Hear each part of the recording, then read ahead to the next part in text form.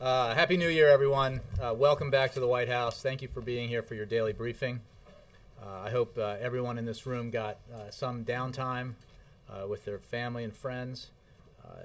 Everyone needs a break sometime, and I hope you took advantage of the break that the President took. We are back in action, ready to go to work for the American people, and as I know you are, on behalf of your readers and viewers and listeners. With that, I have no other announcements. I will go straight to the Associated Press. Thanks, Jay. Happy New Year. Happy New Year. Two quick domestic questions and then one foreign matter I wanted to ask you about, please. Can you give us a sense of how the President plans to follow the Iowa caucus returns tonight? Is he watching on television? Is he plan to get updates from advisors? I know obviously he's speaking to supporters on the Democratic side, but how does he plan to follow what's happening with Republicans? I confess I haven't had that conversation with him yet. I know, because I know him, that he's not a big TV watcher. When it comes to news, he tends to read things either on paper or online, so he may hear about it that way, either from advisors or if he's following it directly.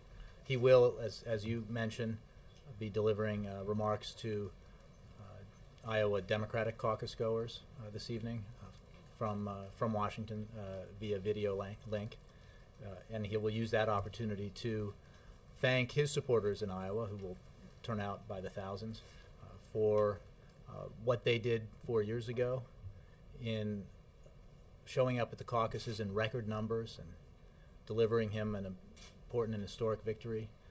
And I think I can remind you that that night in the speech he gave after his win in Iowa, he made some promises.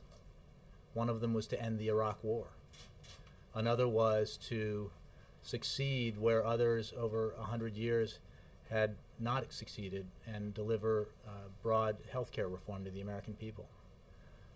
Another was to make progress in clean energy. He continues to, and a fourth was education reform. So he will talk about those things, the things that have been accomplished thanks to his supporters in Iowa and across the country, and on behalf of Americans everywhere, and all the work that needs to be done. So that'll be his focus this evening. Like many of us, he will, I'm sure, be interested to see what the results are in the other parties' caucuses. I'm sure he is as no more or less interested than the rest of us. No more interested? Well, I think in the sense that he knows what his focus is right now, which is continuing to work on behalf of the American people, continuing to do whatever he can, working with Congress and with the private sector and through executive action to grow the economy and create jobs, to help protect the middle class and expand it. That's what his focus is.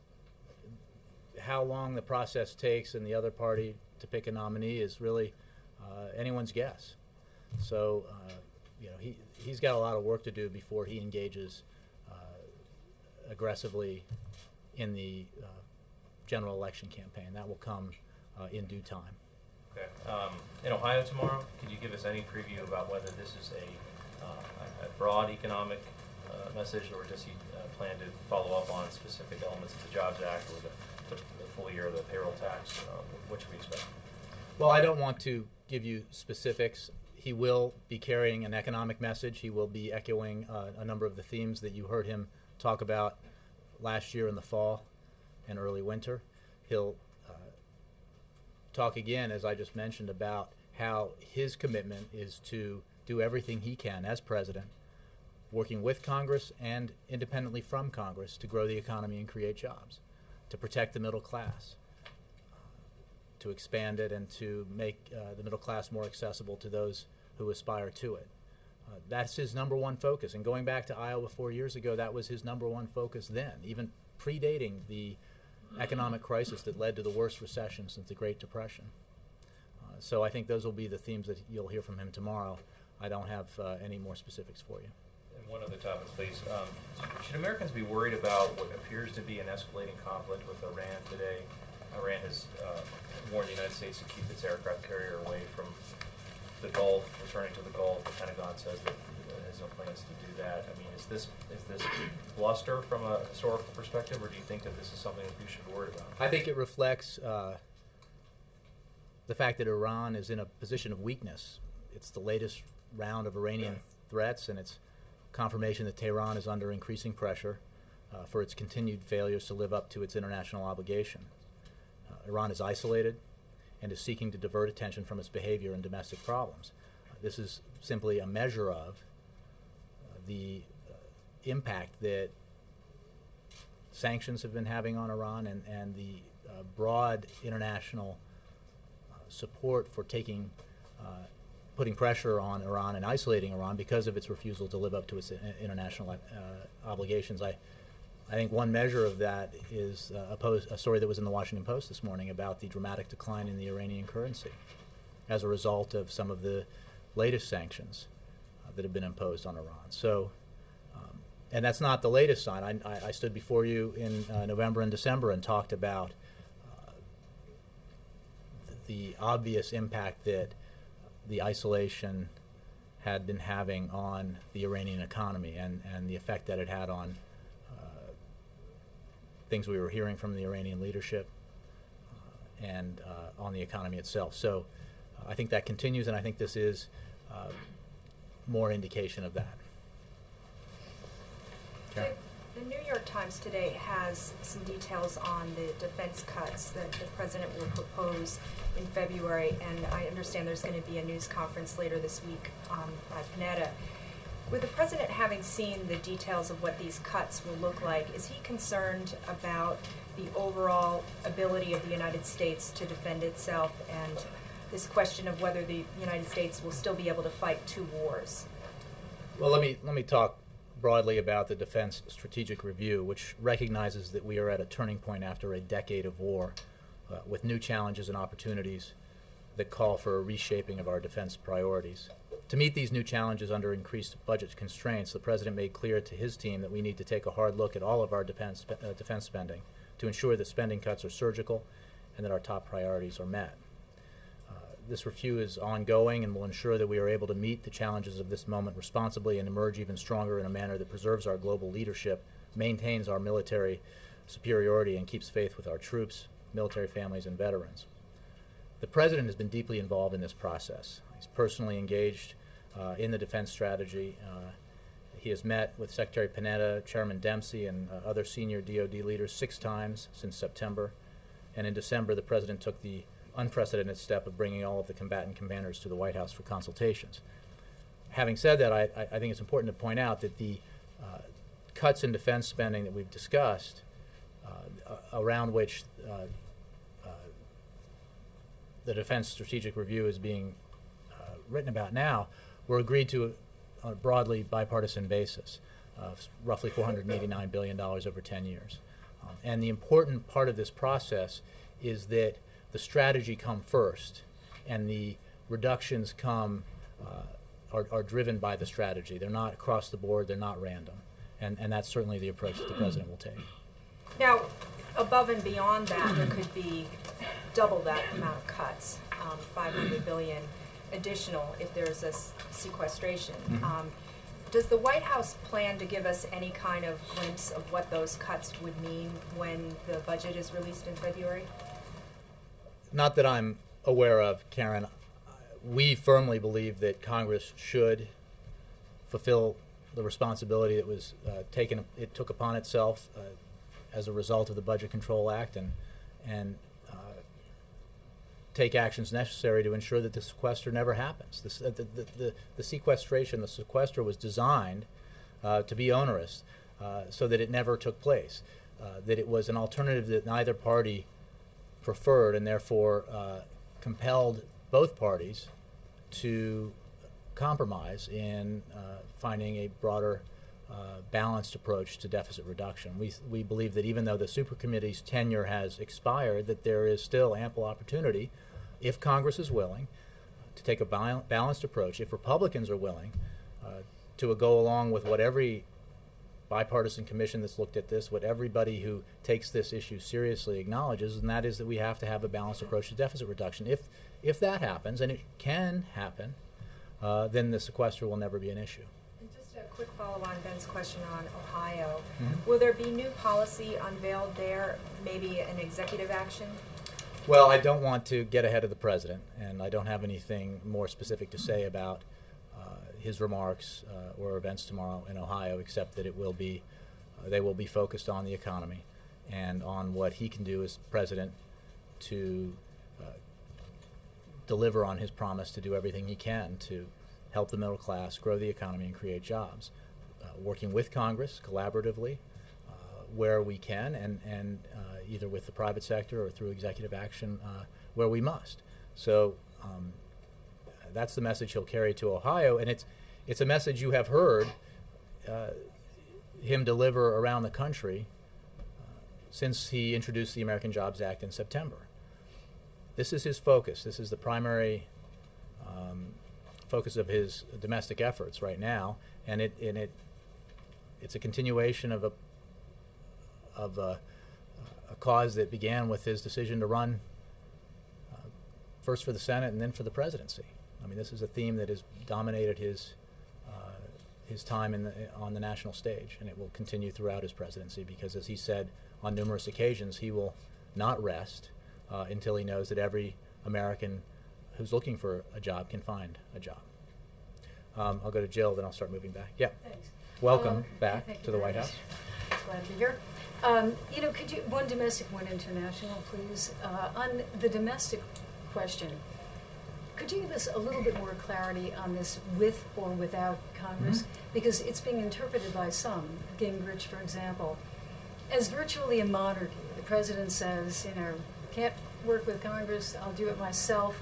And there's a lot of criticism. Could it, if you can explain exactly, you know, what the idea of that is, and whether Sure. it could backfire, whether he would look as if he is trying to just ignore Congress, and then we can get into the international. Sure. No, I appreciate the question. We have made clear, and the president has made clear for a long time now, that he will do whatever he can to help the economy, to help it grow, to help it create jobs, to protect the middle class. A lot of that work needs to be done and has to be done with Congress. And after he introduced the American Jobs Act and pushed and pushed and pushed Congress to act on the American Jobs Act, some provisions of it were acted on. And he will not let up on that pressure. And he hopes and anticipates that Congress will return to Washington and that Republicans in particular will show a willingness to work with him to deliver on this number one priority of his and the American people's, which is the need to continue to have the economy grow, to continue this recovery, and to continue the kind of job creation that we need to bring down the unemployment rate. So this is not an either or, it's a both and situation. He will work with Congress, and we believe actually that there will be opportunities to work with Congress, beginning with extending the payroll tax cut for the full calendar year. We absolutely believe that Congress will do the right thing and continue upon the work that was finally achieved in late December and extend the payroll tax cut for the full calendar year, extend unemployment insurance for the full calendar year, extend the so-called doc fix. But there are more things that need to be done. There are elements of the Jobs Act that we believe, as we did from the beginning, merit bipartisan consideration and support. This country is in crying need of work on its infrastructure. Now is a great time to do that work. And there has historically been bipartisan support for supporting infrastructure projects across the country. We should take action on that. We hope to work with Congress to take action on that, to continue to grow the economy and create jobs. Separate from that, and this was the case last year and will be the case this year, we can't wait for Congress to act. And when Congress refuses to act, when Republicans choose the path of obstruction rather than cooperation, then the president's not going to sit here. This gridlock in Washington is not an excuse for inaction. He's going to take the actions that he can take using his executive authority to help the cause here, to help Americans deal with this challenging economy. And they can be small, medium, or large actions, and they don't have to be just executive authority actions. They can be things that we can do working with the private sector. So, you know, he'll pursue all tracks. But it is not accurate to suggest that he doesn't want to engage with Congress and that he won't engage with Congress. In fact, he wants to continue to work with Congress. He and his advisors believe that there will be opportunities to cooperate with Congress this year. We believe that, I mean, as a purely political matter, that some members of Congress who have pursued an obstructionist path may begin to see it in their political interests to actually demonstrate to their constituents that they can get some things done. And we hope that's the case, because that may provide some more opportunities for cooperation. So we'll take every approach available to us on behalf of the American people. Thanks. And just this question about the Taliban. Mm-hmm. They're apparently opening up an office in Qatar. They also are asking for return of Taliban prisoners held in Guantanamo. How does the White House look at both of those issues? Well, two things. As the President said in June, peace cannot come to Afghanistan without a political settlement. Going back to his speech at West Point, the President has made clear that we would support and participate in Afghan-led reconciliation efforts. And we've always said that Taliban reconciliation would only come on the condition of breaking from al-Qaeda, abandoning violence, and abiding by the Afghan Constitution, and that remains the case. And this is about U.S. support for an Afghan-led process. As far as releasing Afghan prisoners, we're not in a position to discuss ongoing deliberations or individual detainees, but our goal of closing Guantanamo is well established and widely understood. Jared. Jay, will the President be accompanied by either Congresswoman Kaptur or Congressman Kucinich when he's in Cleveland tomorrow?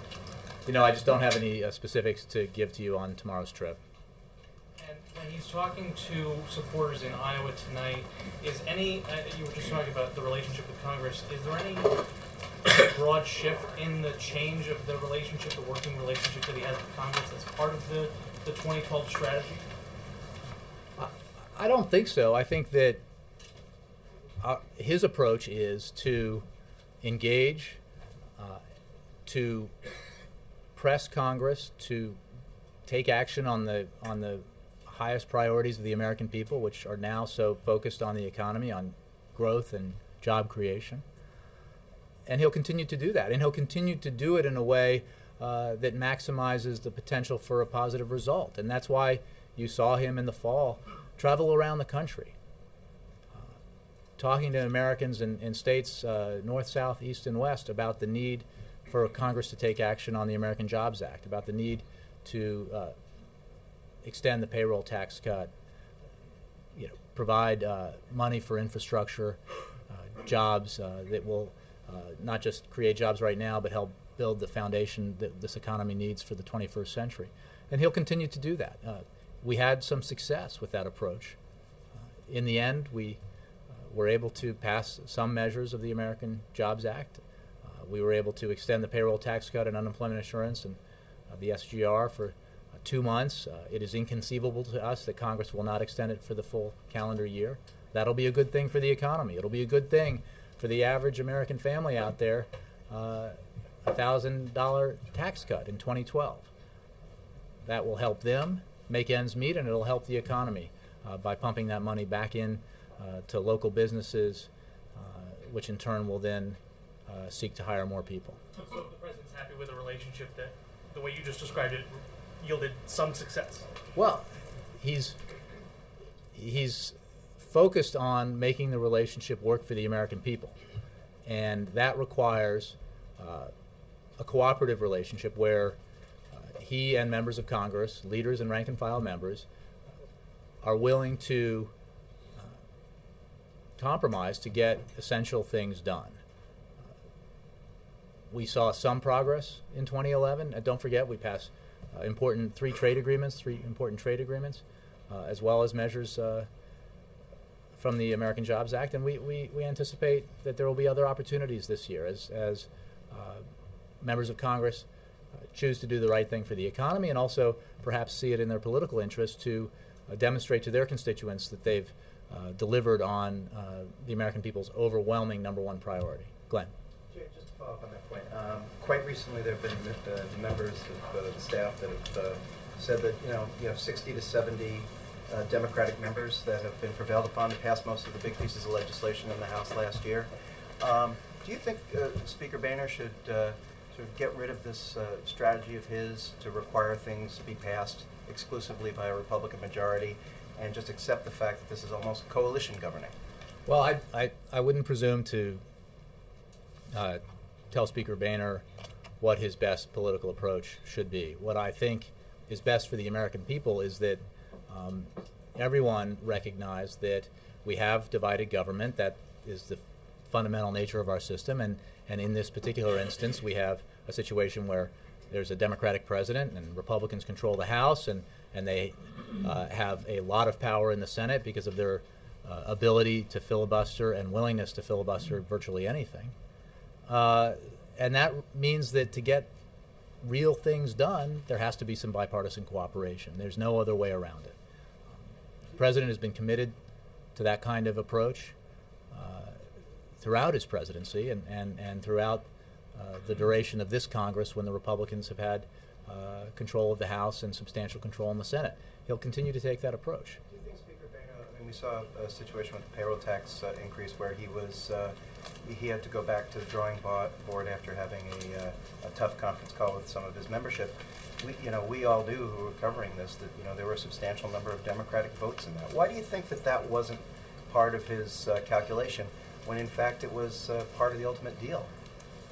Well, again, I wouldn't want to guess what was going through any congressional leader's mind during that process. What I know was the focus of the president was on the need to extend the payroll tax cut, and there was no exception to that focus for the president. He knew it had to happen. It was the right thing for the economy and the right thing for the 160 million Americans who could not afford to have their taxes go up this week. And so he kept the pressure on Congress to act. He kept the pressure on Republican leaders to act, and he was gratified that in the end they did. I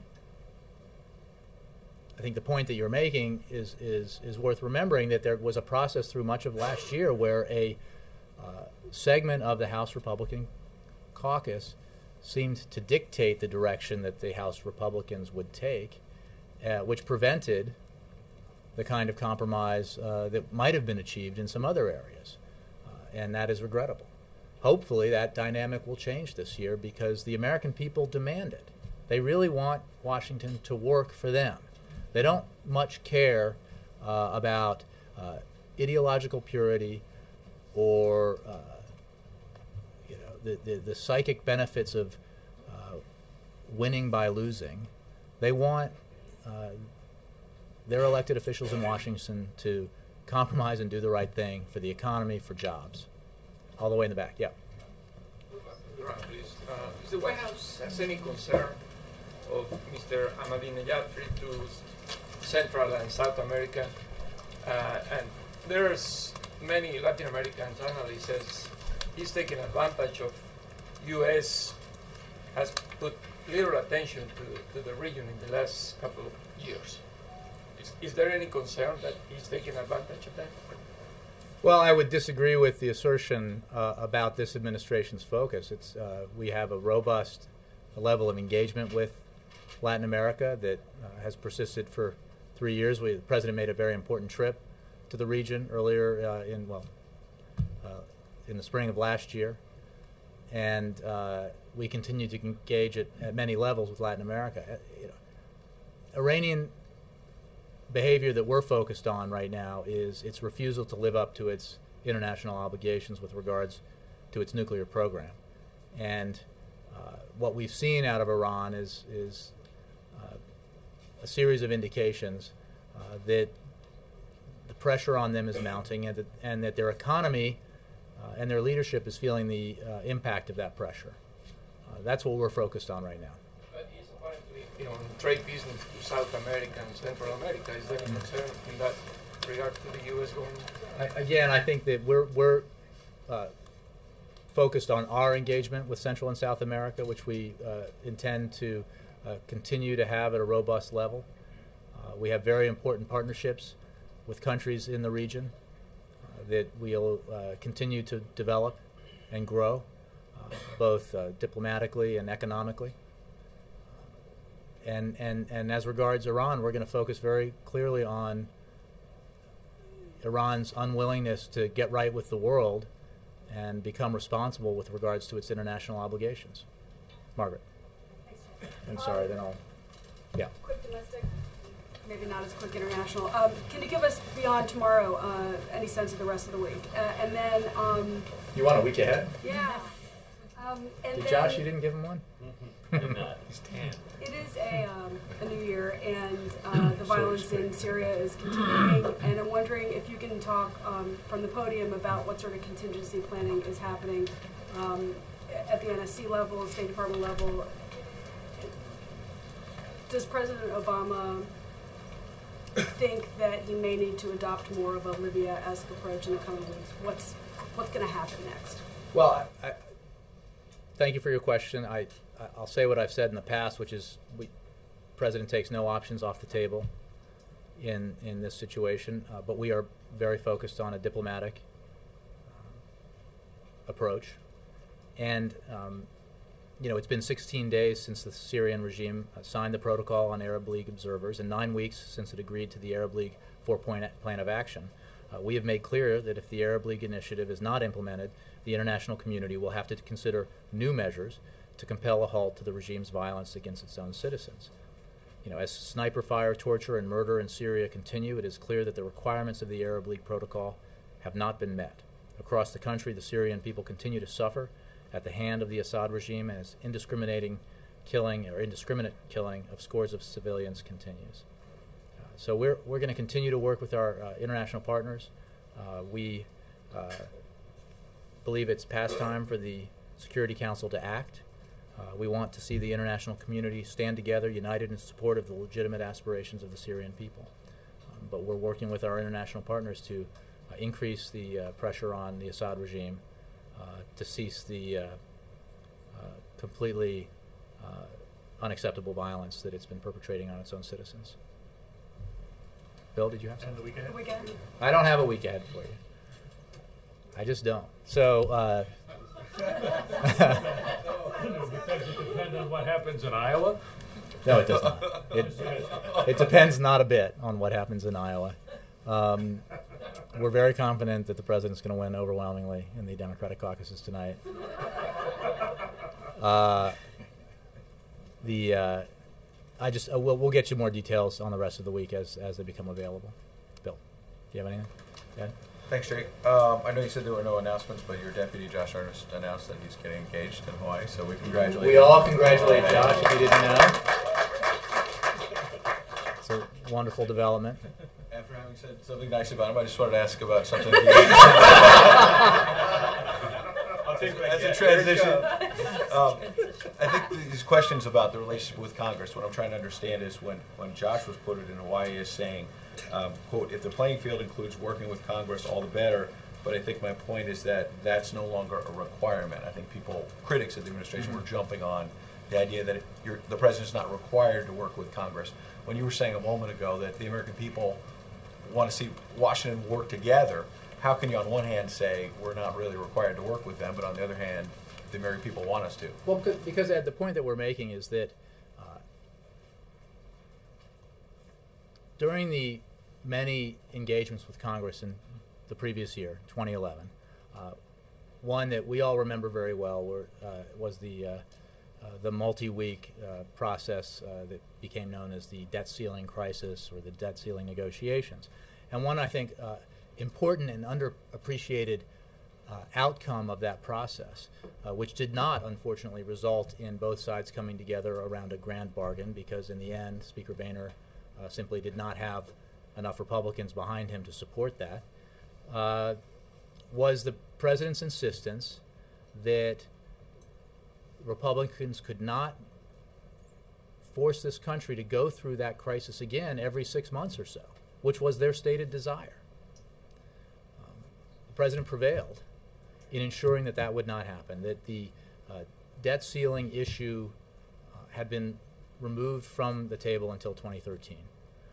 And I think that that is very important for the American people because, as I think some of us noted at the end of December, some of the stated concern about the uncertainty created by a 2-month extension of the payroll tax cut, coming from the same corner of Congress where people were not just willing to throw the global economy into an uncertain state, but seemed to be relishing the prospect of it by having the United States default on its obligations, was very ironic. And the President made sure through those negotiations that led to the Budget Control Act that that would not happen again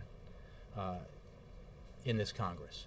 So I think that's what we're talking about, that there is not, obviously there is business we will do with Congress, there's business we must do with Congress, and there's absolutely business we want to do with Congress. And as I said earlier in this briefing, we actually are somewhat hopeful that Congress, and in this regard I mean Republicans in Congress, will be more willing to compromise and cooperate as they view it in their own self-interest to do so, because I don't think I know the focus has largely been lately on the primaries in terms of the polling data, but the polling data also continues to show this Congress registering historically low levels of approval among the American people, polling data that shows that a huge portion of the American people view this Congress to be the worst in history.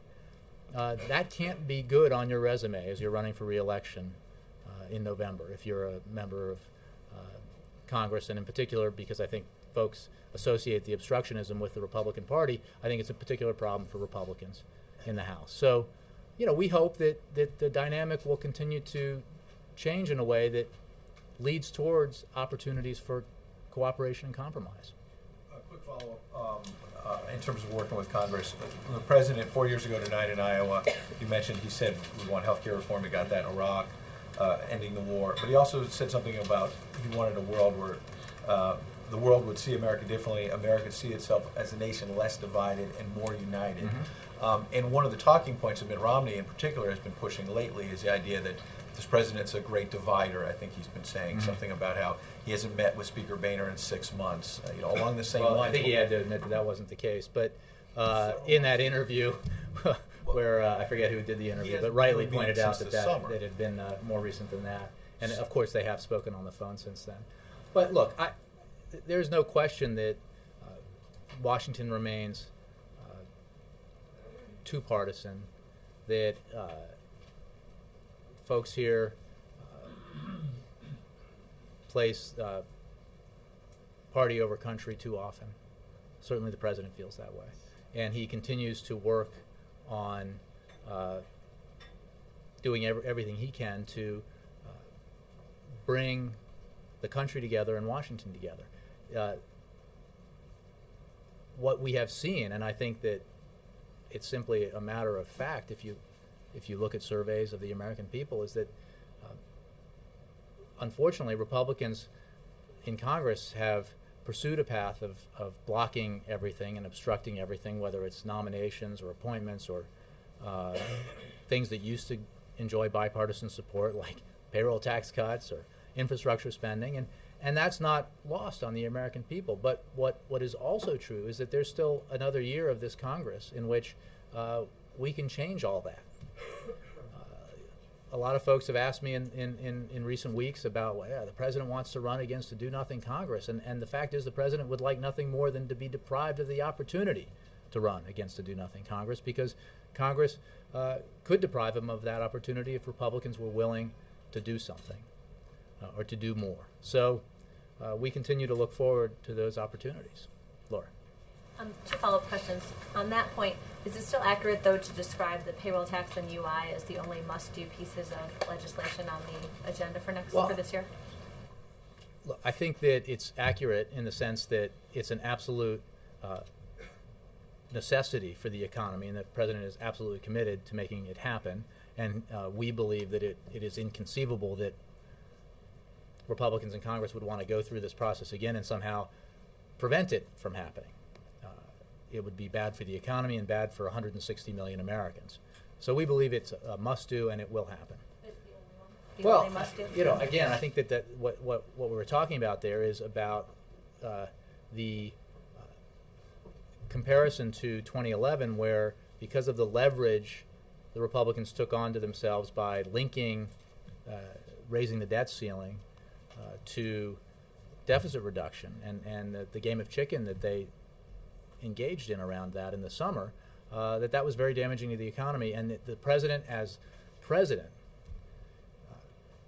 absolutely had to do everything he could to prevent default, and that was a very challenging situation. He made sure in the negotiations that led to the Budget Control Act that Republicans in Congress would not get their wish to do this again in December of 2011 or to do this again sometime in calendar year 2012, which is a good thing for the economy and good for the American people, and means that debt ceiling issues are not must-do this year, which is a good thing. You, in terms of what's happening with the Taliban, you mentioned what the U.S. objectives were in any sort of negotiated settlement. But do you have any specific reaction to the opening of the office in Qatar? Is that a positive development? Well, we welcome any step that, along the road here of the Afghan-led process towards reconciliation, mindful of the fact that the standards for reconciliation have not changed, and the conditions, rather, that insurgents who are willing to lay down their arms and reconcile must meet in order to be accepted by the Afghan government and by us. Yes? Okay, thanks. You said that you were hopeful that Congress would come back and be more amenable to compromise. Can you talk specifically about what is making you hopeful, and are you hopeful that they will be more willing to compromise over the issue of new revenues, over a more balanced approach to some of these issues? We are more hopeful, or rather hopeful, that Congress will return in a more cooperative mode. I mean, it is important to point out that we did get those trade deals passed. We did get patent reform done. We did get several elements of the American Jobs Act passed with this Congress, and that represents a significant bipartisan cooperation. It's not nearly enough, especially when it comes to jobs in the economy. That's why this president's going to continue to push Congress to take action on jobs in the economy. We're hopeful because of the reasons that I've stated, that the dynamic may have changed a little bit for Republicans in Congress, and perhaps their assessments about what the best approach is for their constituents might have changed, and that could create opportunities for compromise. The principal focus the president has is on economic growth and job creation. It would certainly be a welcome development if Republicans also fell in line with the vast majority of the American people who believe that a balanced approach is the right approach to deal with deficit reduction. That would be a good development and a welcome indication of a willingness to compromise. So, but I think it's because of for those reasons that.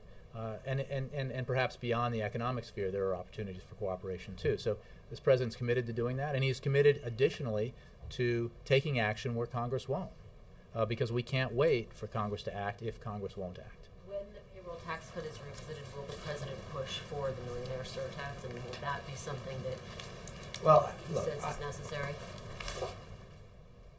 Before we get into the process of negotiating the way that the payroll tax cut will be extended for the full year, I'll just say that we're confident it will be, given what happened at the end of December.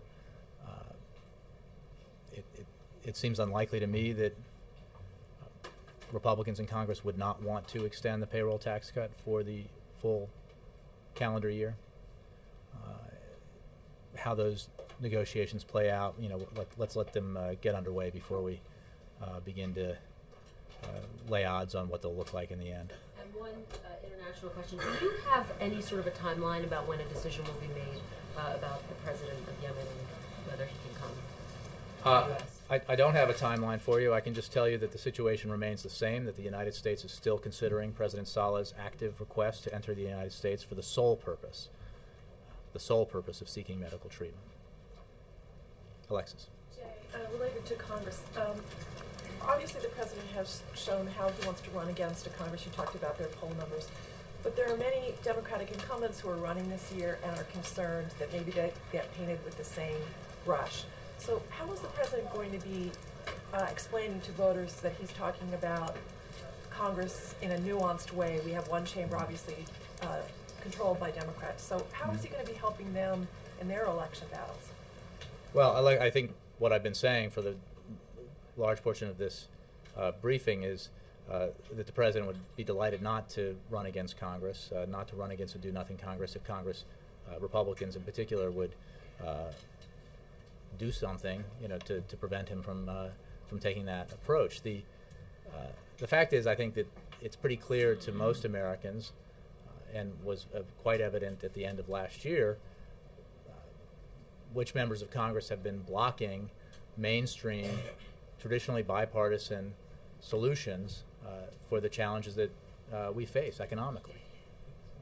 But this president remains hopeful and committed to working with Congress, both parties, to take action on in those areas where Congress didn't take action last year. So as far as who voters, I think voters are pretty sophisticated and they understand where the obstacles to progress have been raised and by whom. So we'll trust in their wisdom as this cycle proceeds. But we're really not focused on the election right now. We have a campaign operation in Chicago that's obviously up and running, and we'll be doing important work on behalf of the president's re-election effort. But the president himself does not have a primary, obviously, and he's focused on the work he absolutely needs to do on behalf of the American people. And there's a lot of time between now and when the general election campaign will be fully engaged. The president didn't do an end-of-the-year full-blown news conference, press conference. Can we expect him to do one before the State of the Union? It's possible. Well, I think you heard from the president quite a bit in December and engaged with him quite a bit. We didn't have an end-of-the-year press conference like was held at the end of 2010, but was not held at the end of 2009, if I recall correctly. But the president had many engagements with you all last year, and I'm sure there'll be many more in the weeks and months to come. Dan. Thanks. It's a new year. Can you talk a little bit about what the president sees as what he's able to do to get the Israelis and the Palestinians back to the table? We have the talks going on in Jordan today. We have the deadline, the quartet deadline coming up later this month. What is it that he thinks he can do to unhinge that whole process? Well, first let me say that we welcome and support the positive development that you just mentioned, and we applaud the efforts of King Abdullah of Jordan and his foreign minister, Nasser Judah, to bring the parties together. We are hopeful that this direct exchange can help move us forward on the pathway proposed by the quartet. As for the president's engagement, he will continue to take the approach that he's taken, which is engaging directly with leaders in the region, empowering his senior officials to participate in that process, and then to take the kinds of actions, both through public statements and behind-the-scenes diplomacy, that he hopes will guide the parties together. Because ultimately, the two-state solution can only be achieved. The outcome that both parties say they want can only be achieved at the negotiating table. And he is doing everything he can to bring them together at the table. And this is obviously a challenging issue. It has been so for a long time, but the president's very focused on doing what he can to make it happen. Almost a few months from now, almost 2 years, he will have brought everyone here. Way back in 2010, would he bring them back again? Well, again, I don't have any announcements for meetings or summits for you today, but he'll be focused on that, as he will on a whole host of issues. And these questions and some of the others that have been raised, I think, are a reminder of the fact that as President of the United States, President Obama has a very consuming day job that he'll be engaged in that is entirely separate from political campaigns, and we are quite a time away from when that will be engaged in aggressively by the President. Thank you all very much.